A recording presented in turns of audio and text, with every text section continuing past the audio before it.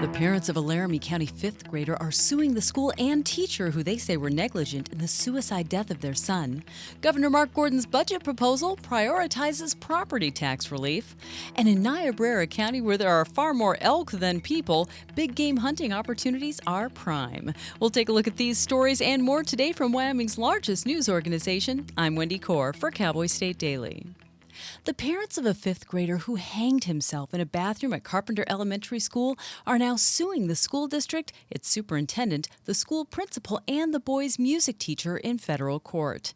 Crime and Courts reporter Claire McFarland has been following the story of Paul Pine, the 11-year-old who died in January after expressing suicidal thoughts for several months. His parents, Paul and Chandel, have filed a civil lawsuit against Laramie County School District No. 2, Superintendent Justin Pirantoni, Principal Tyre Muniz, and music teacher Amelia Giordano. He killed himself January 9th in a bathroom at school. He hanged himself with his sweatshirt from a coat hook. But his parents have launched a wrongful death / disability discrimination lawsuit against the school district and the music teacher whose period he was in at that time, saying that he had a safety plan in place and it wasn't followed.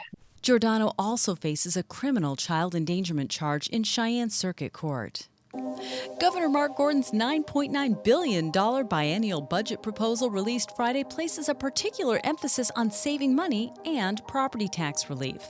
Political reporter Leah Wolfson says the governor's overarching theme in this budget proposal is working without the federal funding that was handed out during the COVID pandemic. He sees the state as being in a pretty good financial position for the future, but he also stresses that it needs to kind of retain its conservative character and have some concerns for the future and what that might entail. He made the comparison of raising a baby calf to Wyoming's economy. Gordon's proposed budget increases spending by $1.2 billion. Among other line items, Gordon proposes adding $265 million to the Permanent Mineral Trust Fund, which would increase the rainy day account to $1.6 billion.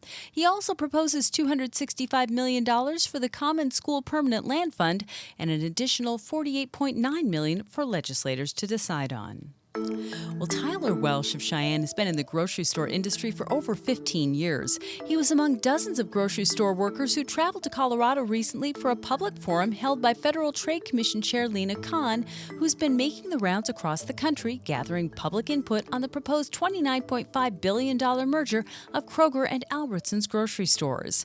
Cowboy State Daily's Renee Jean spoke with Welsh, who doesn't have high hopes that the merger will benefit workers or consumers. He mentioned that merger between Safeway and Albertsons in, I think it was 2015, and how none of that turned out the way was promised. People, lost jobs, they lost their health care, they lost retirement benefits. He also talked about how the consolidation in the grocery industry is locked out kind of mom and pop shops. There's not very many independent grocers left. Kroger and Albertsons officials have told Cowboy State Daily that their proposed merger plan doesn't involve closing any stores. They believe the deal will not only save them money, but allow them to dictate prices in the marketplace, similar to the way Amazon and Walmart now do, so they can lower prices for consumers. I'll be back with more news right after this. No one should go hungry on Thanksgiving, and yet hundreds of men, women, and children from our community are homeless and hurting this holiday season. Yet you can provide hope. Just $2.58 provides a hot meal and life-changing services at the Wyoming Rescue Mission, like safe, welcoming shelter, support, and long-term recovery to help them get back on their feet. Learn more and give online at wyomission.org. That's wyomission.org. A Lincoln County jury found a New Zealand sheep shearer guilty of manslaughter Friday for stabbing her fiancé, Andrew Moore, in a camper trailer near Kemmerer in February. The 12 jurors, 9 men and 3 women, deliberated about 6 hours over the course of 2 days before returning a verdict on 31-year-old Monique Sullivan. Cowboy State Daily's Claire McFarland has the story. Even though she was testifying and her defense attorney was arguing in court that there was this history of abuse and that she was scared to where she thought she had to defend her life, the jury ultimately decided that self-defense did not apply, that she, upon a sudden heat of passion, grabbed a knife and plunged into the man's chest while they were arguing.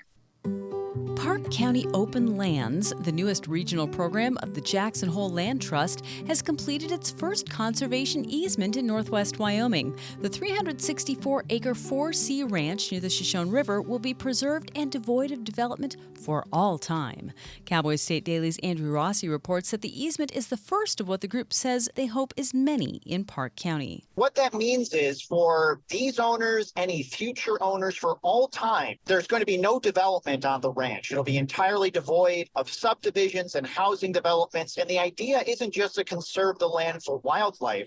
The 4C Ranch is an agricultural ranch, and it's going to preserve the agricultural legacy of that region. Park County Open Lands, they've got 11 other projects that they're pursuing in Park County right now, and have talked to nearly 100 landowners about what they can do to preserve the landscape for its agricultural value, but also because it's pristine environment, and conservation can't just happen on public lands. Private lands are a big part of that discussion. Partnering with Park County Open Lands ensures that the 4C Ranch will maintain and protect the property's wetlands and riparian habitat, open space, grazing lands, and water quality. The easement includes 1.5 miles of Marquette Creek, a prime habitat for Yellowstone cutthroat trout, and several pastures where mule and white-tailed deer, pronghorn, sandhill cranes, and other native species thrive. And outdoors writer Mark Hines is doing a series on hunting in all 23 counties in Wyoming. In Niobrara County, the human population is the lowest in Wyoming, but elk, deer, and antelope are plentiful.